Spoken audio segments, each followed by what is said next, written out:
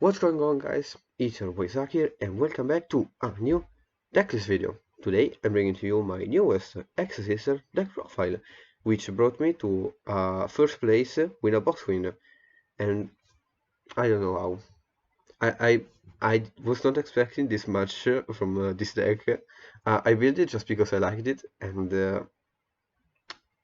it won against um, TR Shizu, which is arguably the best deck still.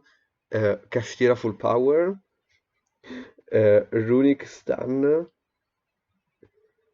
and another Kashtira and a stun.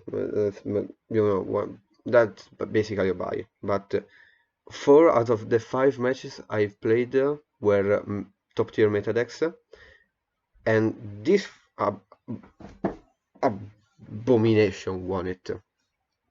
But without further ado, I'll fuck off. Quanto siamo dentro? Che ho fatto un cazzo. 4 minuti, bene. What's going on, guys? It's your boy Zach here and welcome back to a new decklist video. Today I'm bringing to you my newest Exosister deck profile, which brought me to a first play win a box win. I wasn't expecting this performance from the deck, but since this was a pre-ban list tournament, I wanted to bring some anti-meta to the table, and it fucking worked. It really fucking worked. I won against 2 Kashtiras, full power, 1 TR Shizu, a Dragon Link, and a Runic Stun. I don't know. This deck works for some stupid reason. Before starting with the decklist, I want to apologize for the non-content on my channel. I'm still busy with the school. This is the last year, so I'm basically putting a lot of time into school, but I'm keeping track of Yu-Gi-Oh! And Yu-Gi-Oh! Content that I will make as soon as possible. Before we start, also remember to leave a like, subscribe, leave a comment on what deck to do next, and hopefully I will bring some replays to the table. But without further ado, let's get started with the deck list. So, of course, we're playing Exosister and we're playing 3 of the Exosystem Alpha. This is the best starter in the whole deck. Basically, if you control no monster or you control all Xyz monster, you can special summon this card from your end and Exosister is from the deck. Basically, this is the bread and butter of the deck. It's a free Xyz summon, and the rest of the names are here just to make the full combo. Alice is the target you bring off Marfa. It has another effect that if you control an Exosister, you can special summon this card from your end. And if there is a Stella on the field, you gain 800 life points. So cool extender, and also to win a time. Every Exosister gains 800 life when the first effect resolves if there is the couple on the field, basically. Irene is the probably worst of them all, but I'm playing it through because it's just a name and I need it. As an initial effect, can put an Exosister card on the bottom of the deck and draw one. Put back as cost, so if they do whatever to Irene, you just went -1, and you gain 800 if Sophia is on the field. Stella can special summon an Exosister from the end, and you gain life 800 if there is Alice on field. And Sophia is the last one, and if you control another Exosister, you can draw a card, and if there is Irene on the field, you gain 800. Also, every Exosister has the effect that if a card is moved from either graves by an opponent's card effects, they can special summon an Xyz on top of them, using them as Xyz materials.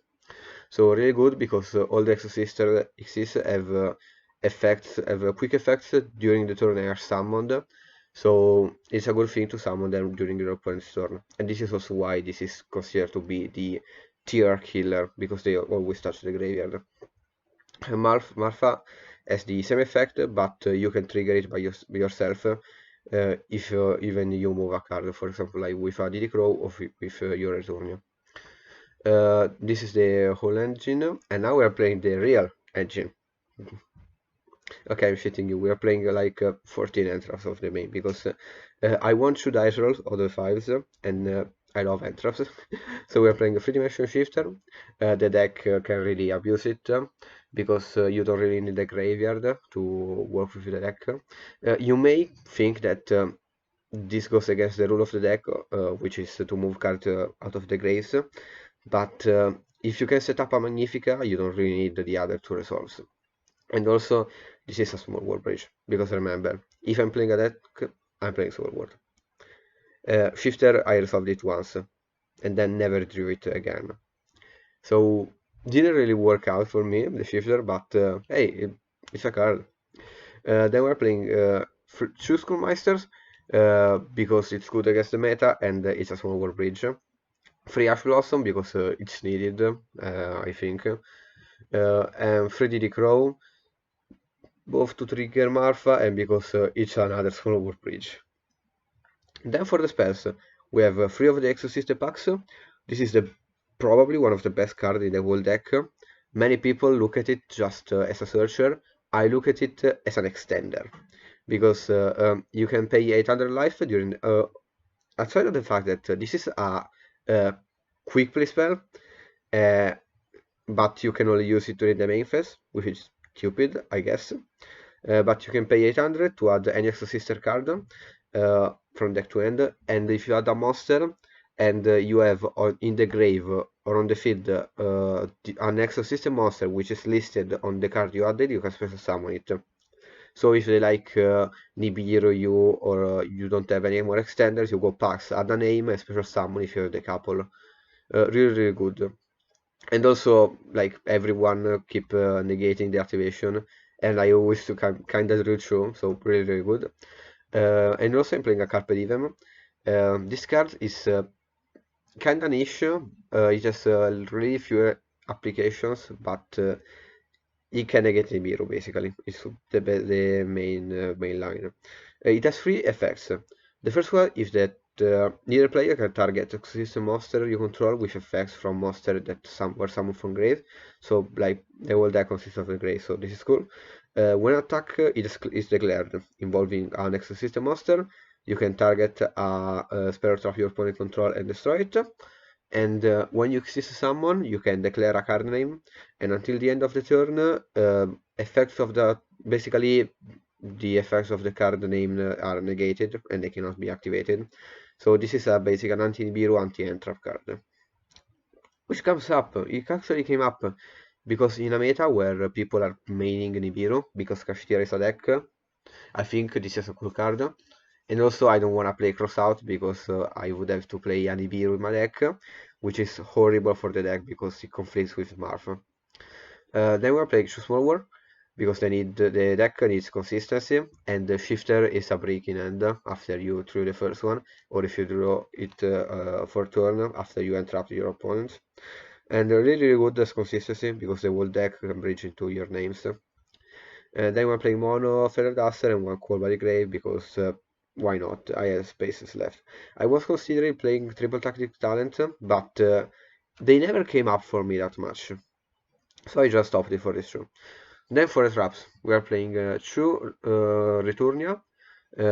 This trap lets you pay 800 lives to target a card in your opponent's grave or on their field, banish it, then you can apply one of the following effects. Immediately after the effect is resolved, you can exist summon using monster you control.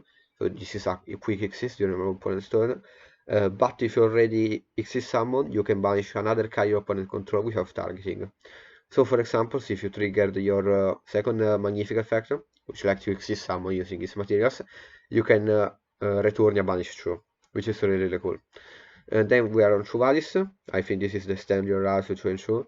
You pay 800 to special summon a couple from the deck. Basically, you summon one and then another one which is mentioned on the card you first summon.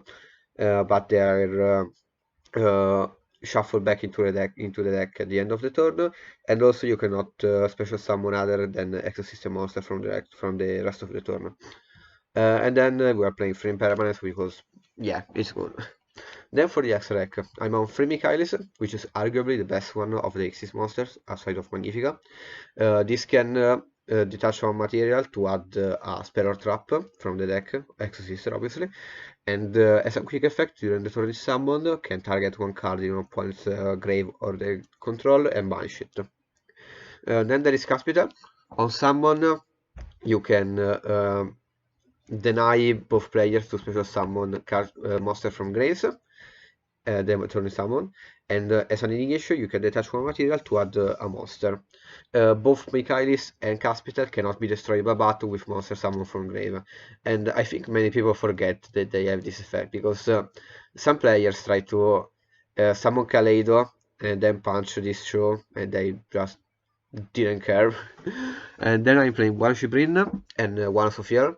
Shibrin, as a quick effect during the turn summoned, can target a monster your opponent control and negate the effects. And as an initiation, can detach a material to boost all Exist monster until the end of the turn, 800 attacks. Asophiel on summon is basically a Dweller, so prevents any player to activate monster effects, card effects in grace, and as an initiation can detach a material to target a monster your opponent control and bounce it to the end. Both Shibrin and Asophiel can't be destroyed by activated effects of monster summon from grave. Then M2 Magnifica. Magnifica is the end board you basically want to get. As a quick effect, can detach a material to banish a card your opponent control without targeting. And if your opponent activates a card for effect, he can return a material to the extra deck and then summon it on top of Magnifica, considering it as an Exist summon. So basically you get Magnifica, detach a material to banish, then they chain a card and you return Michaelis and summon Michaelis on top, so you have a double banish. And also this is your 3K machine because can attack twice for some reasons. Then I play one Baguska just for stalling if something goes wrong, and Zeus because I'm playing Xyz basically. Then I'm playing Arches Code line, which consists of Lina, Celine, and Arches Code, because all of the names are spellcasters. You can summon them off Celine, and basically do Celine summon through summon one mechanic Xyz somehow, and then go Arches Code if you are not locked. Lina is here because it's light, basically like every other name, and it's an auto to. I'm thinking of Ibli as a card, but there may be a lot of them. And then one Goddess because sometime you need her.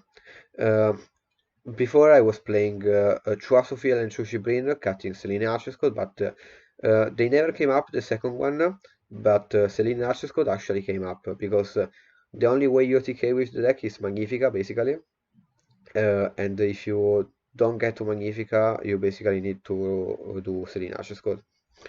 Then for the side, I'm on free roll, anti-Flander, anti-Kashtira, and also small world page, obviously. You go Crow, draw into any of the name because it's spellcaster, and now also Ash Bridges because it has 0 attack. Then for going second, I'm on free Dark Ruler and free Ivali. Ivali is the MVP of the tournament.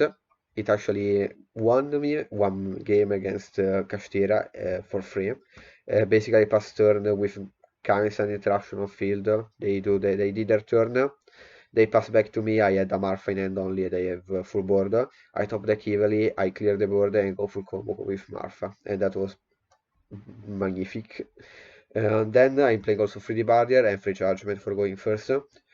Judgment is a really good card because the deck doesn't have any kind of negates in archetype, and I think it needs one. And you don't care about your life point because you already paid like 2 billion, so you don't care. And the Barrier I think is a really good card for the format because you go Fusion against Branded, Exist against Kashtira, Exist against Sprite, and these decks basically don't play. Yeah, this is the deck list. I'm very surprised of how it performed. Remember to leave a like, subscribe, leave a comment, and share the video with your friends, because bring this deck to be a top tier. Also, you can do it. And thank you for watching. Bye bye.